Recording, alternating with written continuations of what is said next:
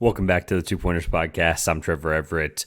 I'm very glad to be doing this podcast today, talking about how college basketball has kicked off officially. If you didn't get a chance to check out, I was on the ECB After Hours show last night. We recapped a lot of the just things happening. I'll talk about some of those games again today, thinking, take a night to think about some of these takes and understand what we saw last night. I had the pleasure of being in the building, Campbell versus Navy in Buies Creek, North Carolina.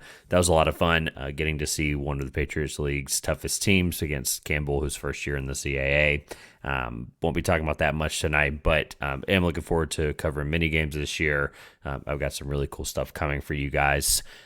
Before we get into what did we learn from opening night of college basketball, I want to tell you guys to always remember, SeatGeek is the presenting sponsor of the Two Pointers podcast. Code 2Pointers, TWOPOINTERS. Get you $20 off your first purchase. SeatGeek's a really great interactive app as college basketball is kicking off. Some really ridiculously cheap tickets all throughout college basketball, all throughout the country.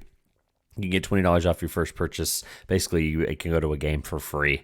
Man, if you haven't used it, sign up for a new email, SeatGeek.com. SeatGeek also does show you, for most stadiums and arenas throughout the United States, they show you your seat as well, like a view of your seat. And they're also able to get you a deal score to make sure you understand that if you're buying it from someone else, you want to understand that you're getting a good value and a good deal for your seat. So shout out to SeatGeek, $20 off your first purchase, code 2Pointers. That's always available for you.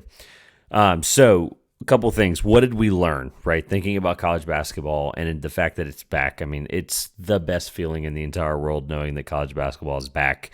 I want to address, first of all, I know the whole, there was like 100 and something games and 70 of them were playing like Division II or lower opponents. But look, I have to make it clear, last night's slate wasn't bad.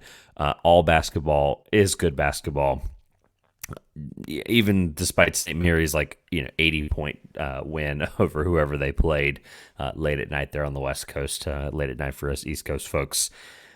But we learned a lot last night. Obviously, Kansas and Bill Self has mentioned yesterday in press conference that that was the best they had felt in a long time. Obviously, 40-point lead at one point at half, I think, against North Carolina Central. Duke beat Dartmouth 92-54. Purdue beat Samford, who was a tough Samford team last year, 98-45. But want to talk about some of the other things that happened overall that really had a significant impact on some things that I thought. Some of these may feel like overreactions, but just overall I want to play the game of what did we learn? What did we learn from last night's results as I'm recording this Tuesday, the day after November 6th there. This will not include your Auburn-Baylor matchup tonight. This will not include, really, and that's the marquee game today. We've got some other great stuff later this week that we'll talk about next week. Arizona-Duke, Buddy Phil-Dexter will be in attendance for that this weekend. The Abilene Christian, I believe Wildcats or something of that nature. Abilene Christian, they beat Oklahoma State on opening night. I'll get a chance to see them up close in Raleigh against NC State later this week on Friday as well, the same time as Arizona Duke. So got a lot to catch up on this weekend, and we'll look forward to another good pod next week, hopefully. So what did we learn? I think we underestimated Oregon. Oregon, obviously talking with others around the college basketball community, it seemed like a lot of people were lower on Oregon and understanding what Oregon meant, losing Khalil Ware, obviously having N'Faly Dante. But we saw some guys that, people were making the comparisons to Baby Peyton Pritchard and some others. I'm not sure I'm there yet on some of those guys, but I think we underestimated how strong Oregon's front court really is, which I think this year in the Pac-12, we'll get to another Pac-12 team in a minute, what that would mean for the makeup of the Pac-12. Oregon, I think, provides immense versatility in the front court. Like that was something that stuck out to me. Obviously, there were some shooting woes from Georgia's side of things, but thinking through what Oregon put out there, they had N'Faly Dante and Biddle in the front court, and then they were able to bring in the freshman Kwame Evans Jr. He was awesome in just those 20 minutes. Showed some flashes, had a steal, had a block. Got in a little bit of foul trouble, but off the bench, Rigsby was their standout there. Brendan Rigsby, that's the guy getting the Peyton Pritchard comparisons. But the highlight for me, or the thing that I took away, was just how strong their front court really is. And I know Dana Altman has done, for what it's worth, has done enough to show that he can sometimes struggle with figuring out a front court that can be consistent. I think last year some of that does lean on some of the player and that responsibility. But N'Faly Dante, like I said, had a ridiculous game, 16 points, 21 rebounds, 15 of those were defensive, 2 assists, 2 steals with no blocks there in just 27 minutes. So N'Faly Dante obviously is going to be a focal point for both sides of the ball for Oregon. I admittedly was lower on Oregon. I liked the Georgia team better coming into this game. I picked Georgia with a 10-plus point win. But guys just struggled all over the place. I didn't really learn anything on the other side other than obviously Georgia's going to need to – sometimes it's as simple as this. When you shoot 33% from the field in 3, right, you're going to struggle. And obviously in a tougher SEC than really most other years, this is going to be a really awesome year for the SEC. Georgia's going to be right there in the middle of the pack, going to be in position to potentially upset a lot of teams. So they're going to have to obviously get some of that rust shaken off there. They've got a really, really unbelievable non-conference coming up here in a few weeks. They'll have the likes of Miami, Providence, Kansas State. Those two will play, Kansas State and Providence. They play the winner of that game in the Boca Raton, I believe the Bahamas tournament, and some others there later in the year. They think they've got Mount St. Mary's, Wake Forest. So Georgia's got a tough schedule ahead of them. Oregon was a really good test. I think that Mike White will have his team prepared to understand what they did. What they could do differently in this game. Mike White knows how to coach offense. I don't want to hear any of the stuff about that from last night's games. But I look forward to seeing how Biddle impacts the rotation a little bit more. He had 13 points, 9 rebounds, 5 of them being offensive. So really, really strong rebounding performance from Oregon, which is going to help them in Pac-12 play here in a few weeks. Next thing, Isaiah Collier is the real deal for a reason. We learned that obviously you can take these freshmen and have all these crazy expectations, but until we go out and see it on the floor, it's something that you have to taper your expectations, right? You have to take it with a grain of salt. When you think of the number 1 freshman coming into college basketball, Isaiah Collier was at the top of that list.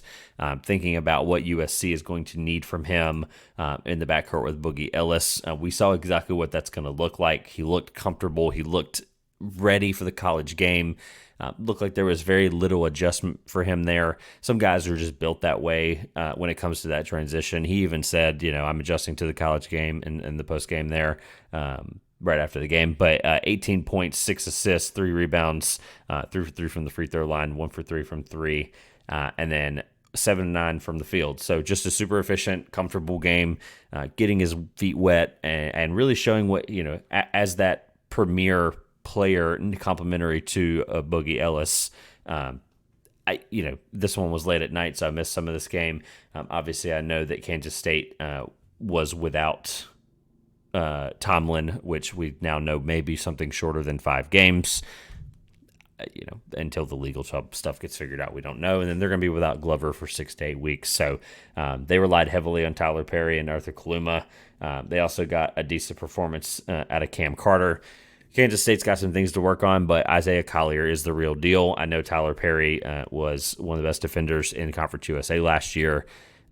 But for Collier to be able to play up against the guy of that defensive prowess, I think that he's going to be just fine. Isaiah Collier is going to be one of the resounding leaders and best players for USC in the Pac-12. And despite what I think about their depth, they only had 6-3-2, so 11 points off the bench there for USC. They really didn't need it. They were able to handle Kansas State even without the depth of the bench. And obviously that's understanding that Bronny James is not currently playing and hopefully will play here in a few weeks. I know they're going to slow roll him back probably. I mentioned Kansas State already a little bit, but we'll kind of touch on that. I think they're going to struggle without Glover and Tomlin. I I was higher on Kansas State, I think, than most, just for the sole fact of how much I enjoyed seeing Tyler Perry play last year and how much of a presence he was going to bring. Obviously, not the same kind of passer that Marquise Noel was last year for Kansas State and Jerome Tang's offense, but what Tyler Perry provided as Conference USA's Player of the Year, one of the best defensive players, I thought he was going to be just a perfect mold and perfect fit for Kansas State's team. Obviously, not having Tomlin's going to hurt. Arthur Kaluma is going to have to score more than 6 points. He was 1 for 11 from the field and 0 for 5 from 3. You're going to have a better, consistent output from Arthur Kaluma. And, no Glover, no Tomlin. Kaluma is going to have to be the guy that steps up there. Kansas State, I think, has a little bit of a rocky road here. If they want any chance of beating Providence, Arthur Kaluma is going to have to be the guy that guards Bryce Hopkins, because assuming that Tomlin's not back for that game here in a few weeks there. I think that one's the second or third week in November. So I'm going to address the elephant in the room. JMU. The Sun Belt, aka the Fun Belt. Shout out to Sun Belt Syndicate. The Sun Belt had some really good performances last night, obviously headlined by James Madison going up against Michigan State, number 4 in the country, and getting the upset win. So shout out to JMU for obviously pulling that off, first of all, but then also, showing us a couple of things about Michigan State that maybe we need to know, and we'll touch on Michigan State here for a little bit. But the offensive struggles are eye-opening. I learned that... I'm trying to figure out the best way to put this where it's not necessarily an overreaction, but we learned that relying on a couple of freshmen, even though they are key incoming freshmen, relying on those freshmen may be really difficult for Michigan State's offense, at least early, until those guys get comfortable. Cohen Carr had a really good game. He had 14 points off the bench. But when you're getting only 35 points from when you're getting 35 points from Tyson Walker and he's the only consistent scorer in that realm, you're immediately you're going to be in trouble offensively, right? I understand that they shot with 5% from 3 or whatever it was. Make sure I get the box score in front of me correctly. This is one of those things for Michigan State that we're going to look back on. Tom Izzo is going to have the team in the Elite Eight in March fighting for a Final Four spot, and we're going to just think of this as just it happens. It happened at the beginning, whatever, yada, yada. I did see an interesting point today. I can vaguely remember who it's from. I can't remember the name right now off the top of my head. But I did see a point about how JMU they don't play anyone inside the top 125, I think it was, in KenPom the remaining part of the year, at least as of currently ranked KenPom standings. This was their hardest game by far, and people were saying that James Madison could run the table. I'm not sure I'm there yet. I think the Sun Belt's got some ridiculously good teams. Louisiana, Southern Miss, obviously won the regular season title last year. You've got some interesting teams. Marshall, although they did lose a lot, they did win opening night against one of my favorite teams in mid-major college basketball in Queens. Shout out to Coach Leonard. From the JMU thing, they were able to get 24 points from Terrence Edwards Jr. This team can score, right? Obviously, they got 41 minutes out of Edwards Jr. there, but 24 points from him, only 2 for 5 from 3, but they were able to get to the free throw line. They were making their free throws 75% from the line, contrary to Michigan State's 62%, right? You're not going to win those games against, especially a team like JMU that's going to shoot the ball really well. To think that there was a front court mismatch here, I think that would probably be an understatement. Not real much production from Sissoko and Hall for Michigan State. Like I said, Carr came off the bench and played really well. Booker only played 5 minutes for Michigan State. So Izzo did go down into the bench and play, most of the guys off the bench more than 17 minutes. So we did see, them stylistically try some things that may or may not, come to fruition later. Obviously, the rotation gets trimmed down the further in the year we go. But when you shoot 5% from 3, it's never going to put you in a good position. And, to say that JMU deserved this win would be an understatement. They went out there, they made their shots, they rebounded the ball exceptionally well. At the end of the day, you're going to be able to take down the number 4 team in the country if you shoot the ball well, you rebound the ball well, and you pick your spots. And that's exactly what they did. Shout out to the Sun Belt. JMU, again, going to be able to have a really, really strong non-con here to head into conference play in early December. Couple more things. What did we learn? The A10 may not be very good. This one is, if I'm going to be upfront about it, this one is definitely an overreaction of sorts, without a doubt. The A10 saw a couple of results that I'm sure they are not proud of. A couple of them being some really tight games. Some of these teams they played obviously weren't exactly stand out, but Davidson at one point was tied with Washington and Lee in the second half of that game in Davidson, North Carolina. Duquesne pulls out a close win against Cleveland State 79-77. Rhode Island beat Central Connecticut by 11. George Mason beat Monmouth, one of the worst teams in their conference, 72-61. St. Joseph's was able to handle Lafayette. Dayton, 20-point win or close to 20-point win against SIU Edwardsville. McNeese goes on the road, and Will Wade is able to beat VCU 76-65. Will Wade has coached one game for McNeese, and we're already seeing what he's going to be capable of with a team that he can take some time to build with. VCU is probably not happy about that result. St. Bonaventure only beat Longwood 73-69. Longwood, I believe I had ranked in the top 3, either second or third, in the ECB magazine, which, by the way, if you didn't know, even though the season has already started, ECB magazine is only $10. You get access to every single team, preview, some really great information there. ecbmagazine.bigcartel.com. $10 is what you get all those 300 pages worth of content with. So regardless, going back to what I said, Longwood, I had them ranked as a top tier team in the Big South. St. Bonaventure, tough win there in New York. Richmond beat VMI pretty handedly. Fordham only beat Wagner by 4. Fordham, that took a overtime victory there. St. Louis only beat Southern Indiana 63-75, and then George Washington doubled Stonehill, so no big deal there. Some other A-10 action, Drexel heads into LaSalle tonight as I'm recording this, and then UMass kicks off their season against UAlbany. So the A-10, obviously, all jokes aside, there's going to be some things to prove. Duquesne's going to end up being a team that I think breaks itself out of the pack there of the A-10. I know VCU had a blip there. I think LaSalle's going to have a very good year. There's some other teams there. Davidson, I think, has some pieces there. What are we going to see from George Mason, post-Kim English? So we've got some things to learn from the A-10. I don't want to overreact. I didn't watch a ton of these games. I did watch some of the McNeese VCU upset there. But I do think that there's some question marks from the A-10, specifically just from the defensive side of the floor. A lot of these teams gave up, from some of these teams that are not exactly good offensive, stalwarts here, giving up 70 or more consistently across the board, or 60 or more. So the A-10 may not be very good. Not a ton on it, but just, hey, keep that in mind.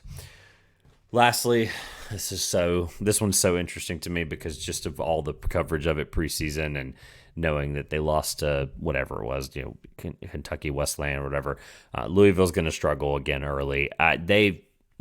You're going to need some time to get guys like Dennis Evans and Tyler Johnson going offensively and even defensively. A guy like Dennis Evans is a really good shot blocker and rebounder, but Louisville,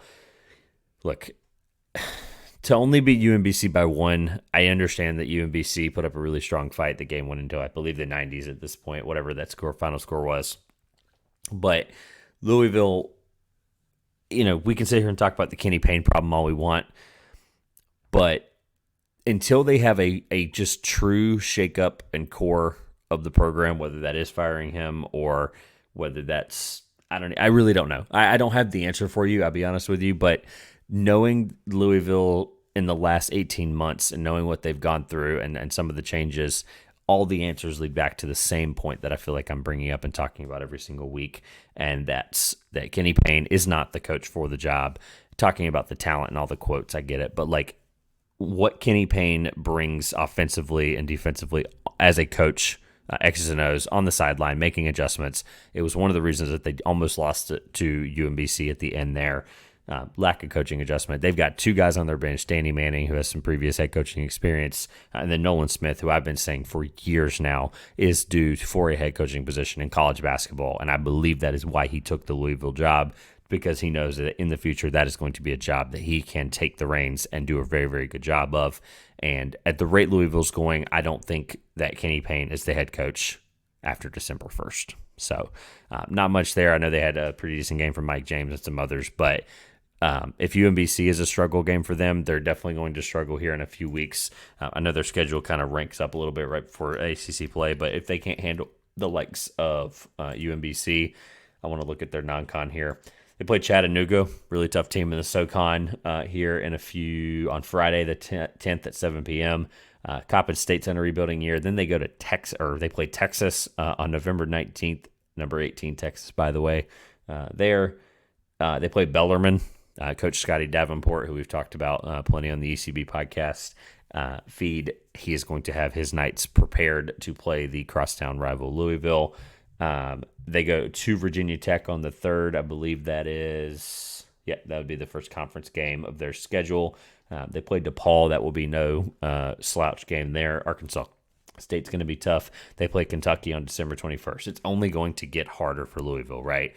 So being prepared for those moments, I don't think Kenny Payne is going to be the coach for that. All right, before we get out of here, I'm going to give you my NBA best bets. As I'm recording this on Election Day, the NBA does a really cool thing where they do not hold any games on Election Day. College basketball, however, does have games, so you better believe I'll be watching Auburn-Baylor. But the NBA does not have games on Tuesday, November 7th to go out and vote, so I do encourage you to go out and do that. Get registered, get out and vote. The NBA resumes action on the 8th. I've got my two best bets currently on the season. We are 0-2. We'll go ahead and throw out the fact that I believe I had Charlotte last week against Houston. They dropped that one. And then I believed I liked Denver against Minnesota. We're 0-2 there. So why bet against the Nuggets, right? Nikola Jokic, they're going to be without Jamal Murray. I'll give you my first one there. Warriors at Nuggets. That's going to be your 10 o'clock game late there, and I believe that one's going to be on League Pass. Let me make sure I got that right. Nope, that'll be on ESPN. So ESPN, Warriors, Nuggets on 10 o'clock on Wednesday night. You got plenty of time to get this bet in. The line has moved a little bit. Right now it's currently at -3 Denver. This game's in Denver, but no Jamal Murray. He'll be out continuously now with the hamstring. Hope he can recover there quickly, but without him in this game against Steph Curry, who's been on fire lately, had multiple 30-plus point games. I believe he had a 40 bomb in there as well. I like the money line, plus 134. I like what the Warriors are bringing in right now. They're playing very, very well together as a team. They're getting a lot of great passing. I know they got bailed out with a rim at the rim call or touch by Draymond. Shocker, Draymond having a controversial call of some kind. But Warriors money line, you can't parlay it with my other favorite bet of this game. Unfortunately, shout out to FanDuel for these lines, but can't same game parlay this. But I think instead of trying to predict, is Steph going to score 20 or more, I don't think there's any value there, because I think he probably does. He's going to need it for them to win. Instead of trying to rely on 30-plus, obviously Jokic is going to have to increase his scoring output there. I like the value of Steph Curry being the game's highest scorer at plus 110. Again, can't parlay those together. You can get plus 134 around about there for Warriors money line. And then, like I said, no Jamal Murray. They're going to have to rely on Steph Curry to win this game, even without Jamal Murray out for the Nuggets. So plus 110 for Steph Curry to be the highest scorer. If you want to bet or take advantage of any new promotions, don't forget, you'll see it on the ticker if you're on YouTube. If you're thinking about getting into sports betting, taking advantage of some of these lines with FanDuel. FanDuel might not be available in your area like it is for me, but we do use FanDuel for the lines. You can go to signupexpert.com/TPP and sign up for any exclusive promotions on sportsbook and daily fantasy sports in your area. Sign Up Expert helps curate all of the best deals for you, and as part of supporting the Two Pointers podcast, if you use my link, it does help support the show, and we greatly appreciate the support there. Signupexpert.com/TPP for your location and to be able to sign up for any daily sports, fantasy, and sports books in your area.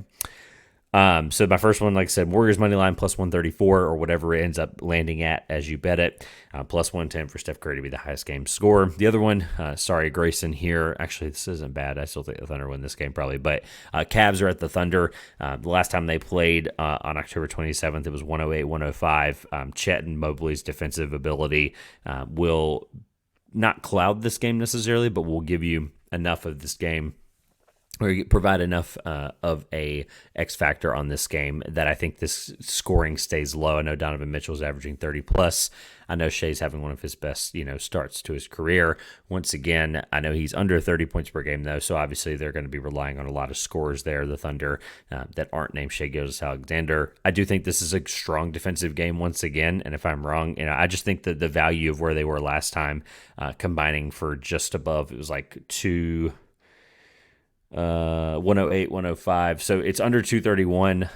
It's minus 110. Last time they played each other, it was, let me make sure I got the math right. It was 213, right? So I'm getting, almost 20 points worth of value there, where I still think the under happens, even if one of these teams has like 115, say, or say one of them holds them to 102, right? Well, you have some room on both sides of that number, to where you're still needing almost a 20-point increase over last game. I know that can happen sometimes. Guys play each other again. They learn each other better. It was only a few weeks ago on the 27th, pretty early on in the season. But I do think, like I said, Chet and Mobley's defensive prowess in this game is going to keep me comfortable at that under 231.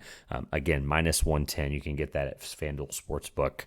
Again, Sign Up Expert, don't forget, link in the top of the description, signupexpert.com/TPP. Thank you to Sign Up Expert for all Two Pointers podcast gambling shows and segments throughout this calendar year.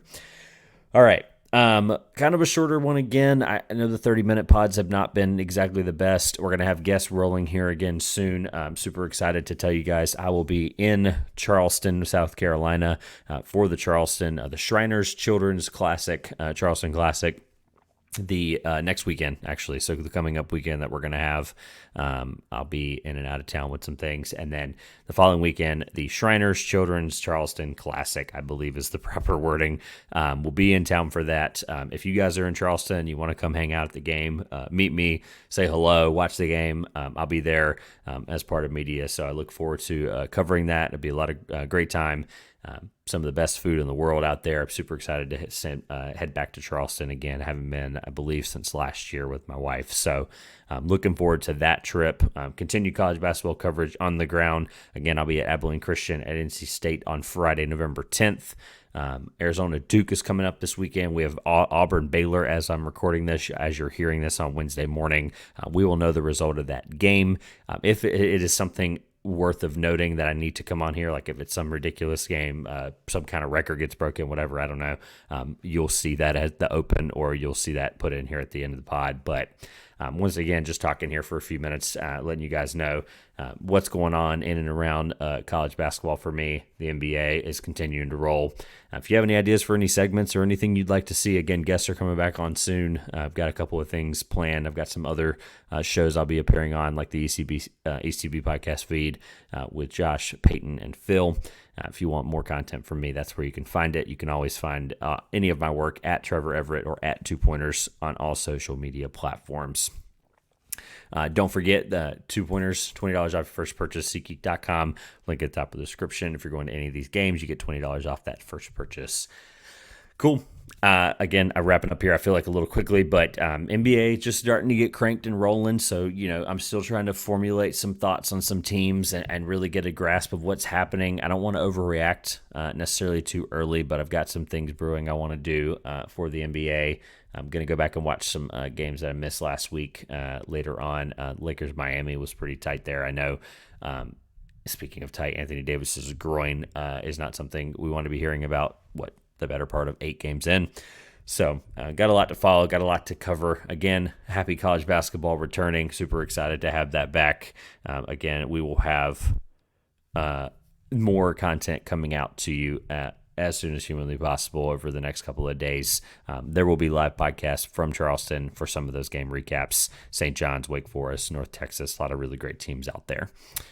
This has been the 2 Pointers Podcast. I'm Trevor Everett. Thank you for watching. Thank you for listening.